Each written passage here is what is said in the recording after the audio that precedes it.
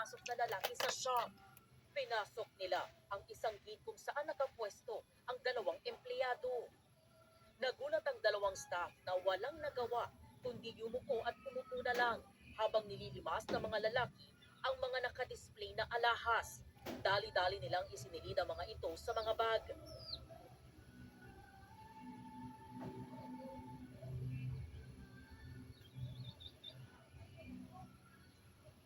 Sumay ka na sa kalisod sa panahon. Nakuha rin nila No? ang ilang cash.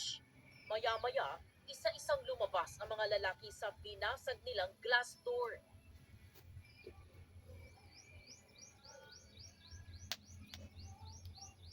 At saka tumakas sakay ng motorsiklo. Nasa Ayon kalisod sa sa empleyado panahon. ng jewelry shop, aabot sa 25 million pesos ang halaga ng mga ninakaw na alahas. Nasa 1 million pesos naman ang natangay na pera. Paldo. Paldo. Aldo. Pasok po nila, dire-diretso na po sila papasok dun sa restaurant namin. Tapos may dalawa po dun sa mga suspect po namin, may dalawang bata.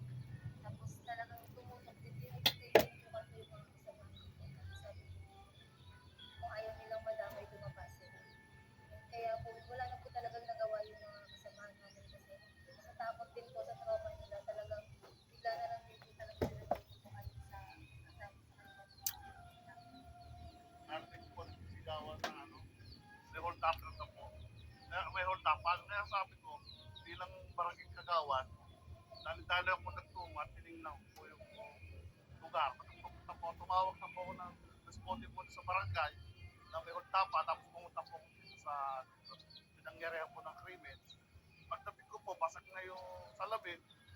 Tayo po doon sa mga saksi, ilang lalakayan daw po pumasok sa loob at paglabas binaril at tinityakan yung ito ng para makalabas. Rumisponde rin ang pulisya. Ayon sa GMA Municipal Police Station, naplakahan na ang mga ginamit na motorsiklo ng mga sospek.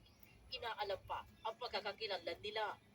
Patuloy ang backtracking at manhunt operation sa mga salarin. Sa mga suspect po, sana po subuko na kayo dahil kita-kita po kayo sa CCTV. Handa po kami